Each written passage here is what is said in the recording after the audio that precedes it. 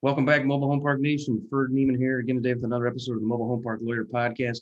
My guest today, he's an MHP specialist. He's a broker. He's out of Denver. He's with one of the big national firms, CBRE. He knows all things brokerage. Please help me welcome my guest, John Shay. John, thanks for coming on, man. Bert, it's really good to be here. Appreciate it, man. Hey, you got it. So I know you a little. I know you a little bit. I'm in your database. You're creeping on me with looking at all my information, but I'm just. Yeah, I think Go I ahead. think 37, right? Yeah, something like that. I'm not. You think I'm 37 years old? Yeah, is that right? I'm not. I'm younger than that. Believe it or not, I'm 36. I will be Oh, 37 on August 28th. You can send me a card. Um, I will. I didn't even know you had my age in there. I'm kidding. I'm third the fourth. So actually, I see like online people like, are you 67 years old? Like, no, that would be. Are you 110? No, that would be someone that's deceased. But no, I know you got me in the database. You got a whole bunch of stuff in there. I know you've been in the business for about 10 years, sold a lot of mobile home parks. Tell us a little bit more about your background, how you got into MHP, and kind of how I want to talk also about where you've seen it come. You've been in the industry more than a lot of guys, and I want to know your view of where you think it's going next. Sure. Like a lot of people, I grew up as a lad hoping to get into trailer parks, all of us. And no, I wanted to be a military officer. Both my parents were Navy officers. My dad flew A4s in the Navy. I was Air Force ROTC, and it was 2008. The economy tanked, and they didn't need any pilots, and they didn't need any officers, and so they started kind of cutting people. And I had done pretty well as a cadet, but I needed a medical waiver for a tiny issue, and they just stopped doing all waivers. So that path kind of dried up, and I wanted to keep flying. And I didn't really want to be an airline pilot. And so I was like, all right, well, how can I figure out how to get into flying, like fly my own plane without really a business degree, and without being in the military, and without being an airline pilot. And so I kind of thought, all right, I could get into brokerage. I don't know anything about it at all. And when I started, it took me for like 3 or 4 months to figure out what a cap rate is. I don't want to sound stupid for all your listeners, but I just didn't know anything about finance. I was a political science guy, and kind of got into brokerage in Minneapolis, actually, after I left the University of Minnesota. And from there, I started out doing office brokerage, and I didn't really like it.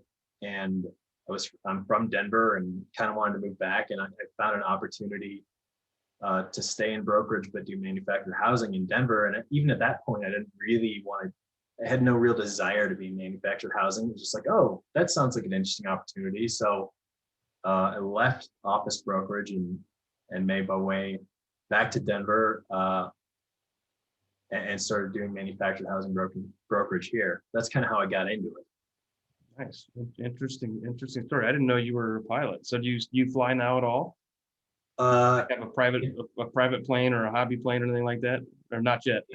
Not at this point. And I know a couple of my broker colleagues in the industry have that, and I think that's still an ambition. I really enjoy it. I haven't flown in probably 5 years or so, but Okay. I enjoy it a lot. Yeah, that's cool, man. Yeah, I actually I remember the stories of ROTC and just the military kind of it was during the Obama administration. Also, they started cutting back on some of the officer deployments. I had an internship with the Army JAG Corps, believe it or not, and Oh, wow. same sort of thing happened where I was not ROTC. They called it FLEP. I think it was for the guys that were active that went through law school on the Army dime, and then those guys got all the spots, right? So because they already had trained them, and they had already given service country. So guys like me that were looking into it that had no military experience, they're like, you're at the bottom of the line, so anyway, same sort of, I wasn't sure I was gonna do it or not, but same sort of deal. I was looking into it, and decided to become a real estate guy instead. But, I'd already been in real estate a little bit actually during law school and before Oh, law okay. school, but as far as military, yeah, it's kind of cool, man. It's But kind of crazy the way a lot of folks in this industry, whether you're a broker or an operator owner, uh, I don't think anyone really sets out to be in the mobile home park industry. And so as a result of that, I think there's a really interesting mix of people from all different backgrounds that you just don't see. Um, you just don't see in other industries. I think that's a fair point. I think the only people that I know that were like pursuing this industry are second generation. They're like Right. my parents had 10 parks or something, and all that. Then we realized we grew up in it. We poured the sewer line, we poured the concrete pads, we dug the sewer lines, and we saw mom and dad make good money, so we pursued it, right? But yeah, guys like me, guys like you, yeah, it wasn't there on career day. Like, oh, I want to be in the trailer park business. No, I mean, even frankly, even just real estate. I mean, I had a degree in finance accounting from a quality business school, and there were no real estate classes. Like, I learned about real estate from books during grad school because one of my supervisor at work was like, "You should read Rich Dad Poor Dad." Okay, so then I'm like, started just devouring real estate books, but among other things in this country, that education offering was weak as it pertains to real estate. 100%. And actually, you mentioned it, that book by uh, his name's Robert Kiyosaki, right? Yeah, That was sort of the thing that piqued my interest in real estate too. I had never really thought of it before, and I think there's probably uh, a million people in real estate investments that read that book at one point and well, hadn't really considered it as a career, and like, huh, that's interesting. And I think the book is great as an intro. Obviously, it kind of recommends some things that don't really make sense these days, but it's a great book to kind of get the juices flowing in terms of interest in the business. absolutely. I tell people all the time, it's a great book to give you the fire in the belly, and you're like, I need to quit my job and do this. But then you're Right. like, and now what? Where's like the tangent? He's got a whole series. I've read all his books. I've been to the conference and stuff. He's got a Right. lot of deeper stuff. But as far as that book, you're just like, but how do I do it? So looks good on the spreadsheet, so to speak. But Just buy something for less than it's worth. It's like, okay. it's cash flow. Yeah, great. Yeah, no, it's a classic. That's for sure. So, Totally. well, that's great. Well, so having been in the business for a long time, what and kind of falling into it, so to speak, or backdooring into it, what's your experience been in just watching the industry change? I mean, I've been in it for about the same amount of time, and in different aspects. But it's like on my end, it's changed dramatically. You're touching more deals and more markets and dealing with more people and buyers than me, buyers and sellers. What have you seen? What have you seen in the last 7, 8, 10 years? I started out as I started in brokerage in 2011, but by 2012 I had transitioned into manufactured housing, and I started as a runner for a pretty successful team here in the Denver area, and they basically had me build a database, and they put me to work just researching, and I did a lot of that. Which I think was actually helpful in retrospect, but at the time it was kind of boring. But at the time, you know, you could buy a reasonable mobile home park in 2012 at like a 8.5 to 10 cap. I mean, these are not 5-star beautiful parks, but like something just totally reasonable. And interest rates, granted, were a bit higher, but the spread between cap rates and interest rates at the time was much larger. And just to see kind of the market shift from not really paying attention to mobile home parks to being like, oh man, this is a great asset, this is a great investment, I need to get involved. I mean, it's changed massively in 10 years. And I think that there's folks probably listening to this podcast, and there's certainly folks that aren't listening to this podcast that have been in the business for 30 years, and they're like, yeah, this young guy doesn't even understand. It used to be even better. So I don't even need to discount how much it changed before I got into it. But just during the time I've been doing this, people have really come around to the asset class just as a great investment. So I think that's been the main change. The other thing that really was prevalent when I started, I'd hear from a lot of buyers who had clearly been to one of the bigger training courses. I'm sure the people on podcasts are familiar with them, but they'd call and be like, I want 50 spaces plus city sewer, city water, 100,000 MSA. What and like eight cap plus, you forgot Yeah. that. No park on Yeah. homes. I probably got like 4 or 5 calls a week like that for a very long period of time. And I would say that is less prevalent than it used to be, but the folks that went to those courses definitely, I think, have kind of shaped the business a lot, just in terms of that we have so many more buyers than we used to. That's my impression, at least. Maybe some other brokers have a different perspective, but it certainly seems to me like there's a lot more people going for the same limited number of assets. I think you're absolutely right, and I mean I've been to those boot camps and seminars and stuff too, and there's a lot of good information in them. But I definitely know that there's a desirable perfect park, and you've kind of described it. 50 plus, 100's even better if you can get 200 better, and there's only so many of those, right? And guess what? There's the big players are going for those 100 pad parks first as well. So we've tried to make a little bit of a niche getting stuff, between 20 and 80. I'd love to own more 100 pad parks, right? But 67 in a good market's kind of nice too, right? So I think you're right that there's a big influx of buyers, and that has helped push cap rates down. It's helped professionalize the industry in many respects. It's definitely brought more competition. How do you deal with buyers now, right? You had that pesky first time buyer with this quote unreasonable deal restriction. Now, I mean, if I'm a first time buyer, how do I get your attention? Or if I'm a medium sized buyer, I've got 5 to 10 parks, and you've got a 200. I know recently you had a multi-pad portfolio, hundreds of pad portfolio you were selling. Can a small player get your attention on one of those, or you can require proof of funds, or you can require me to put forward the portfolio showing you what I've got to get your attention, or how does that work in today's really hot economy for this asset class?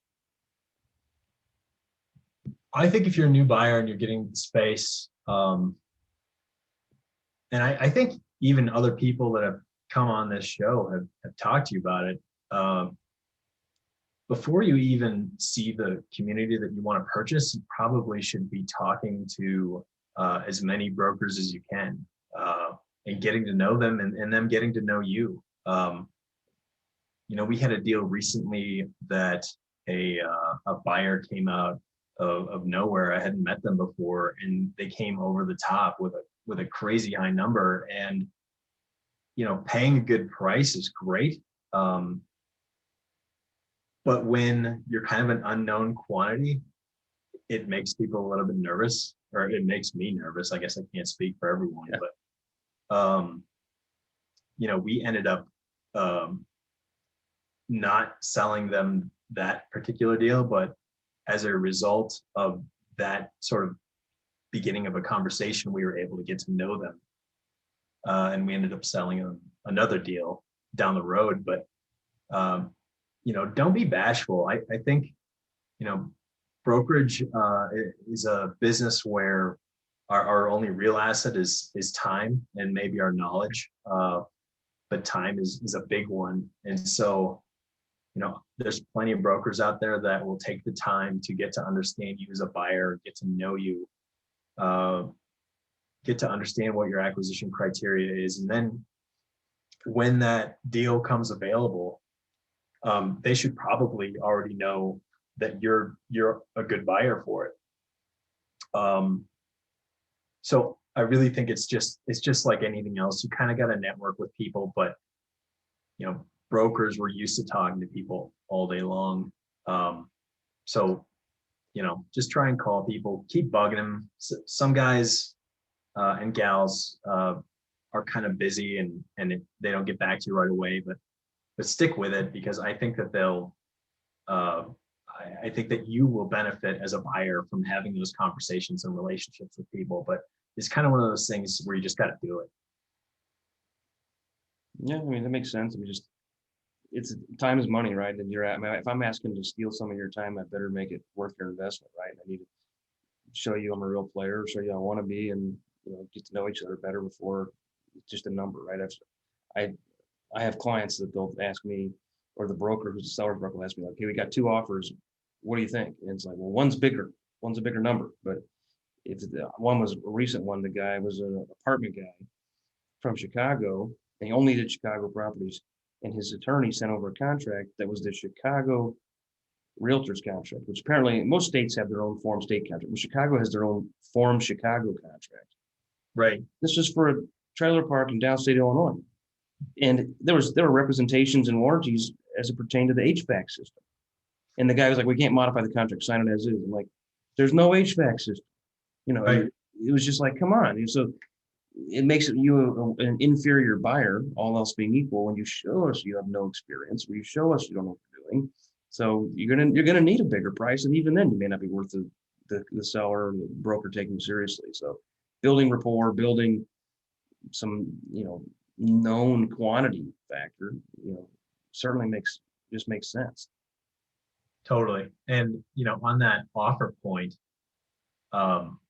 we have it, and I'd imagine that most of my brokerage colleagues have something similar. We have, kind of just a standard LOI template. So, even if you don't have a Chicago real estate contract, uh, just ask. I mean, there's nothing wrong with asking questions.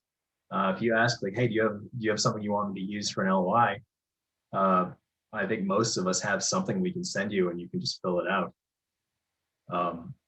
But kind of on that note, when you do make an offer, just make sure that your terms are as clear as your price. So, what's the earnest money? When is it non-refundable? How long do you need for inspection? How long do you need for financing? Do you need financing? And just have a lot of clarity on terms, because the market's so competitive right now that a lot of these decisions that sellers are making come down to the terms at the end of the day, sometimes more so than the price. Yeah, and it makes sense, right? I mean, in our LOI, we try to do short due diligence because I don't have the biggest bank account in the industry, right? So I'm not going to win a price war against some player with 100 parks. But Sure. I'm on site, I'm local. I'll go look at the park right now, and I'll give you 20-day DD, and I'll put up big earnest money, and I can close right after that. I got a great banking relationship. So my value add as a buyer is not going to be 105% of list price, Right. but it's going to be. I'm not tying up 20 deals at once, and they're going to drop half of them on the day the DD is over, right? My plan is to tackle one deal a month or one deal every 2 or 3 months, and I want to focus on. And one a month's probably too many, right? I'm looking at one a quarter maybe, but Right. that's my value add, right? And if I tell the broker that, I maybe get a little more attention than if I just throw a number at him. 100%. Yeah. Let's talk about price for a second. You mentioned a minute ago the guy that his first time park, he threw out a number that was unreasonably high or over list, and obviously your client, the seller's in some respects loving that. I'm curious, we talked about the industry just being hot right now, buyers. I'm curious how you're seeing the marketplace adapt to pro forma rents. And for our listeners who don't know what that means, I mean, I'll see a park where my lot rent's 400, this market's 550. If the seller is going to say, "Hey, look, I got 10 vacant lots." I've seen brokers put in there that, "Hey, market rent's 550, and they want to value it at 550, and then do a capitalization rate on that pro forma income, and then sell it and say, 'Oh, look, it's a 7 cap.'" Well, it's 7 cap if I up the rent 150, but practically, I think I'm not going to do that. Maybe over 4 years or something, 5 years, but I'm not going to do it in 1 year. And it's hard for me to value it or pay for it on pro forma income based on actuals. That same number on 400 income per lot, I might be instead of a 7 cap, I might be at a 4.5 cap, which doesn't make a lot of economic sense for me. I'm seeing that more and more and offering memorandums. Are you seeing that? Is that the norm? Is there a reasonable answer? I think that's kind of crazy personally. But is there something I'm missing where like that's reasonable that, oh no, that's what, the market is, or that's what it's going to go to. And I see a lot of guys split the difference. But it's a combination of splitting the difference on vacant pads and on pro forma rents that I feel like I didn't see 18 months ago. I think that's a great question. I think there's a lot of folks in this business uh, who do that. I think there's also a lot of great brokers in this business that don't do that. I think from a perspective of, as brokers, or at least as a broker in Colorado, and I think in most states, you're a fiduciary to your client. So you're always trying to do what's in the best interest of your client. I think part of what that includes is being honest with them about where the market's at for this particular park. Part of that is also getting them the highest price that you can. So there is a little bit of splitting the difference. And I think it depends too, because if it's a pro forma that's based on the same occupancy rate, but maybe they haven't raised rents in 3 years, and market's at 500, they're currently at 400, but you're raising it, between 10 and 15%, which is way more than your standard rent increase, which I believe is about 4.9%. I think that is a little more defensible than pretending that whoever the buyer is going to come in and raise rents $150. I'm sure that you've seen it, and I'm sure that people listening to this have seen it. There's a couple groups out there that have raised rents 70% overnight, and I think that is beneficial to the person that does it, but I think it can tend to make things more difficult for the industry as a whole over time, because I think kind of a natural reaction to that is legislatures creating laws that prevent you from doing that. So to answer your question, I don't think it's a great standard of practice to include a $150 rent increase, on a $400 lot rent park. But I understand why people do it. Part of it is brokerage is really competitive, and you're trying to get listings, and part of doing that is demonstrating somehow that you can get the best value for that seller who's your client. And part of it is just trying to get your client the most value for hiring. And so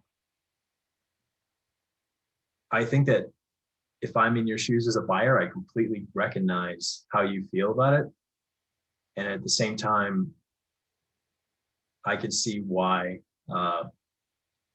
some brokers do that. I don't know if that answered your question. No, I mean, I think it did, and I think you answered how I thought it was. It's a largely broker saying, look, this park's worth $2 million, but I'm not going to get the listing because the other broker told me he'll give you $2.5 million. Okay, how am I going to get to 2.6? Yeah, Mr. Seller, I can get you 2.6. Here's the way we got to do it. We need to show that there's pro forma rents. We need to, capitalize park-owned home income. We need to, show an occupancy increase. And then it's quote reasonable at a 7 cap, and we'll list it, and hopefully we get close to that number. And you and I may say that's kind of crazy, but the market's so hot. We see guys paying it, right? I've seen many a deal. I've lost out on several deals that got tied up at a price that I said, that is not doable. That is not bankable. That's not going to get appraised. That's not going to cash flow, and it closes. And it turns out some guy with a lot more money paid cash and didn't care or didn't know better. And good for the seller. Right? I know other sellers. This guy had 146 pad park that was full 15 years ago, and 20 years ago, 25 years ago, and he just let it go. It was down to 80 occupied, and he sold it for $700,000 more than it was worth.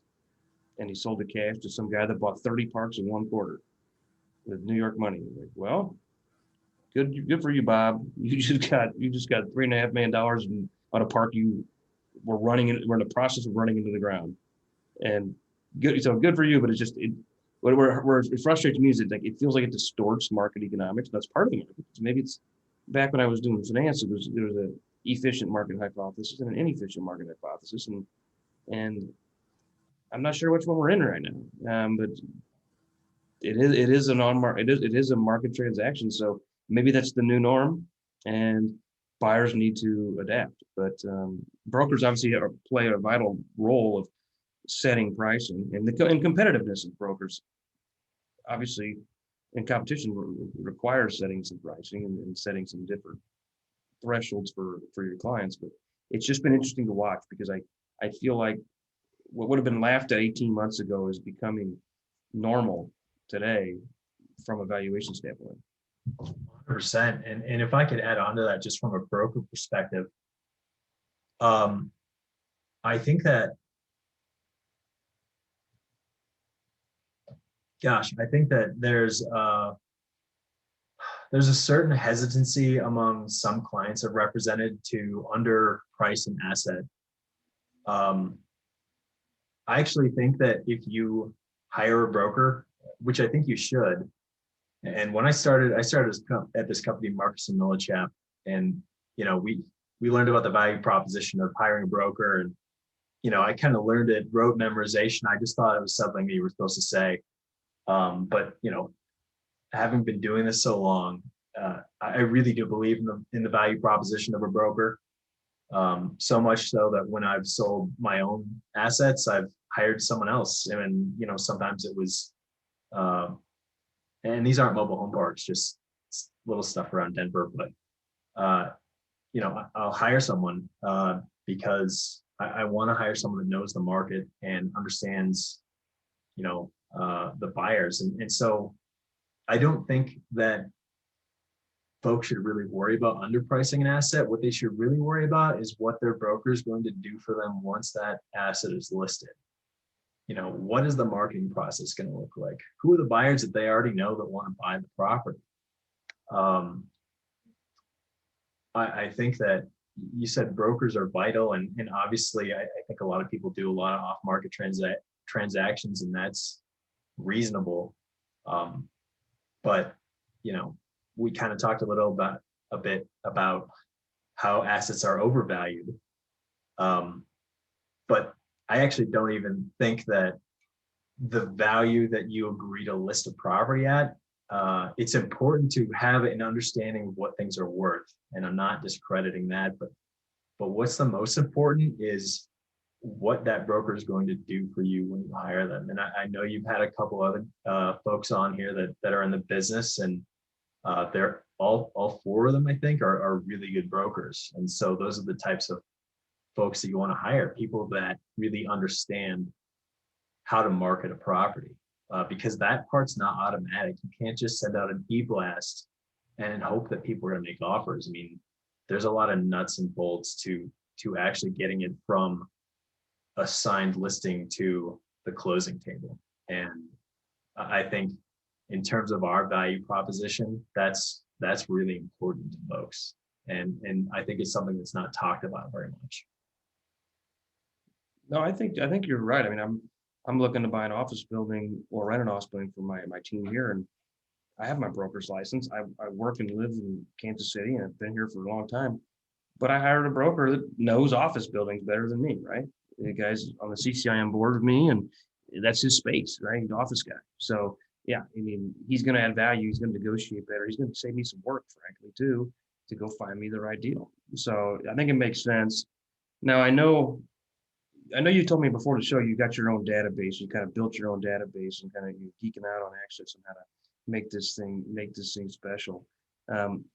Is there anything you can share on as far as how to find, so maybe something can help us that are non-brokers on how do I find a seller? How do I find a deal? And then I'm also just curious in your opinion, because you have access to so much data that you've been kind of creating for years. how far away are we from full consolidation? And I don't think we'll ever get fully consolidated, but you know, the 100 pad park in a medium to large metro that's still owned by a small owner that owns one or two parks. How many of those are left? Or has the big players gobbled up all of them? Because you know, I feel like and I get people, I don't know, once a month somebody on LinkedIn will send me something. It's like literally the same stump email. It says, we are in the business of consolidating the industry. We are looking for parks of this size, and we're looking for a lawyer to join our board. Don't worry, you don't have to kick in equity. You're going to get a portion of profits. It's a non-paid position, by the way, but you're perfect for it. I'm like, I literally got the same offer, 300 guys, all of whom just graduated high school too, and no, thank you. But these guys seem to think that all they got to go out there is they went to the boot camp, they know the stump speech, they know the back and napkin valuation, and they're like, great, I'm just going to go consolidate industry, me and my buddies. And I think it's going to be a little harder than that. I feel like it's already quite a ways down the field. There's still a lot of parks up there that are mom and pop, but there's a lot that of the premier properties that have been gobbled up. So I'm curious in your opinion on that. Well, my initial reaction is I was at MHI in Las Vegas probably about 5 years ago, and I had a meeting with a guy from California. He's a big apartment owner, really good guy. And I was sitting across from him wherever we were, whatever hotel MHI was at that year. And he was like, I'm going to be a top 5 mobile home park owner in the next 5 years. And, that was for me half my career ago. But even at the time, I remember thinking, there are people in this business that have been doing this for 40 years, and they don't, I would imagine many of them would like to be the top 5 mobile home park owner. And these folks know way more about this business than I do, and they certainly know more about this business than this apartment owner that I was talking to.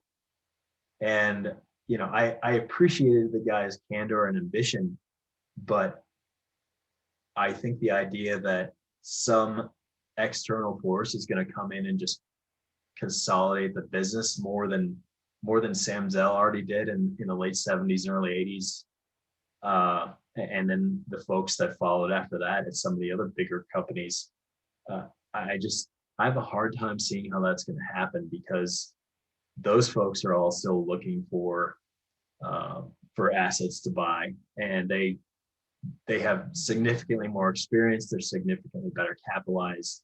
They have teams with institutional memories that are in the thousands of years. So it's hard for me to imagine that some group that is pretty green in the industry is going to come in and just consolidate a bunch of assets. And to answer your question about full consolidation,